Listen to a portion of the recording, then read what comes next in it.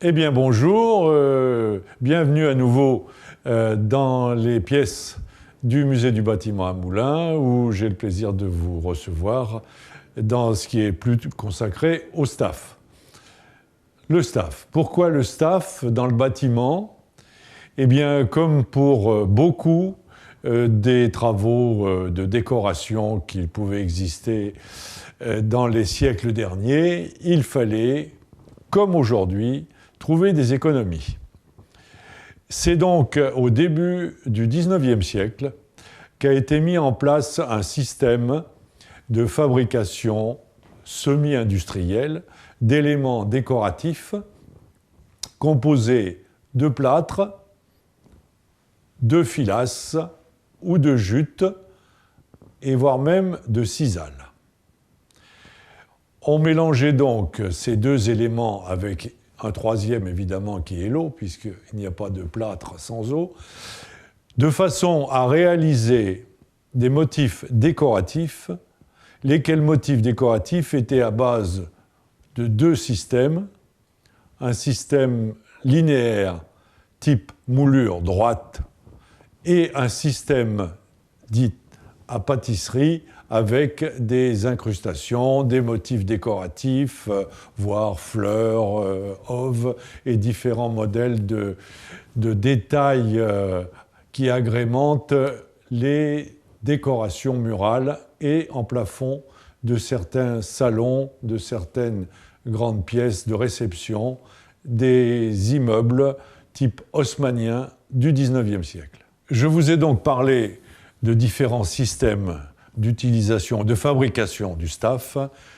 Le premier en faisant des traits droits, des lignes droites. Le deuxième en ressortant certains éléments décoratifs. Initialement, le staff a donc été créé pour économiser les interventions des ouvriers sur certains points de décoration des pièces. Au départ, un sculpteur créait un élément décoratif et cet élément décoratif était reproduit par un moule, dans un moule, afin de minimiser le coût. Il y avait aussi les moulures que l'on faisait d'une manière différente par la progression d'un chariot de façon à créer une ligne droite. Je vais maintenant aborder les deux façons de créer ces éléments en staff. Abordons maintenant en détail les deux grandes possibilités du travail du staff.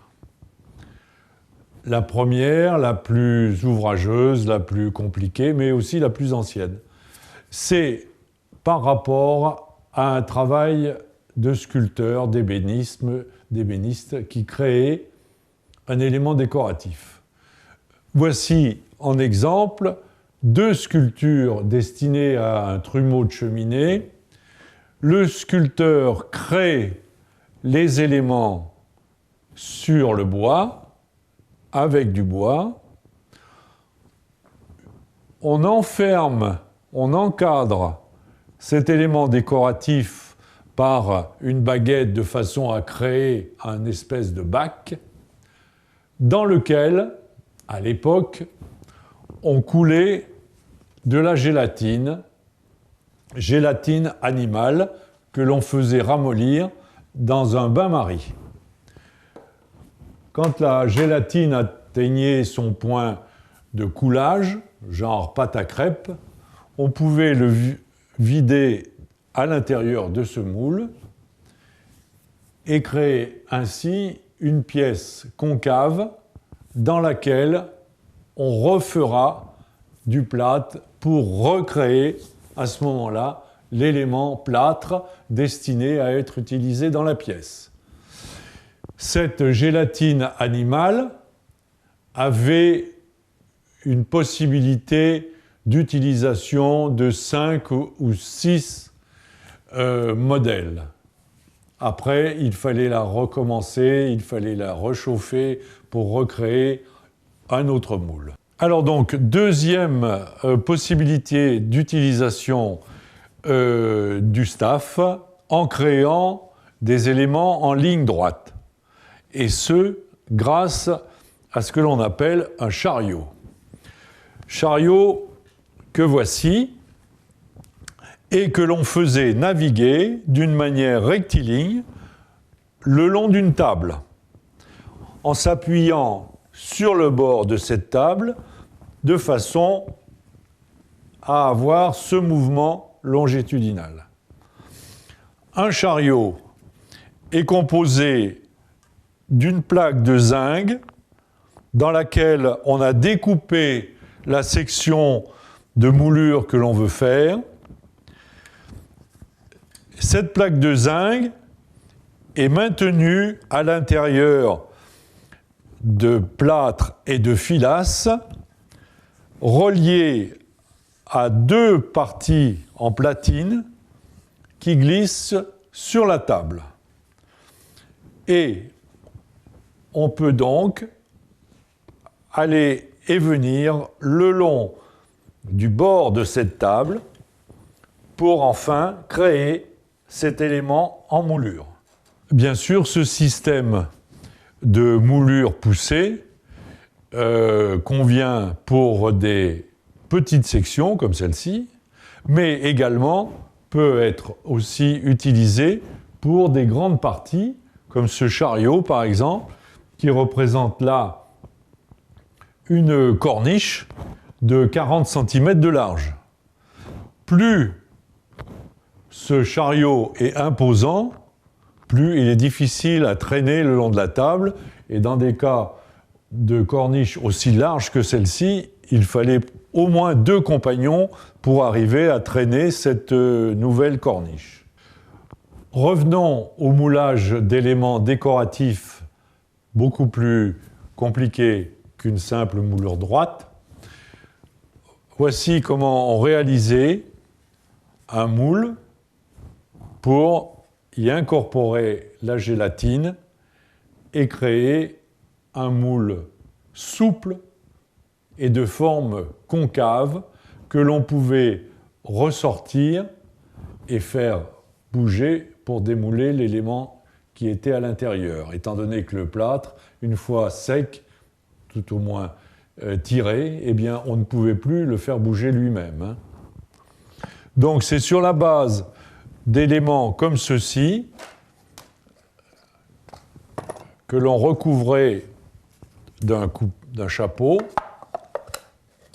et à l'intérieur, on remplissait la gélatine.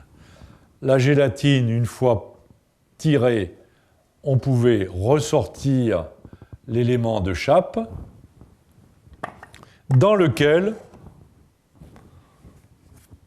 se présentait la gélatine durcie, on la retirait et à l'intérieur, on pouvait couler notre plâtre. Aujourd'hui, on n'utilise plus la gélatine puisque depuis une cinquantaine d'années, on a la possibilité de travailler avec des silicones. En général, ces silicones sont à base de 2 éléments. Un premier important que l'on fait mélanger avec un durcisseur afin de lui créer cette possibilité de devenir caoutchouteux. Voici l'exemple de cette nouvelle utilisation du silicone qui remplace la gélatine. Voilà l'élément à l'intérieur de la chape qui est un élément souple et qui, de ce fait, permet de faire ressortir toutes les aspérités concaves et que l'on n'aurait pas pu démouler si le moule lui-même avait été rigide. Ceci est une partie de l'encadrement de scène du théâtre Opéra de Vichy.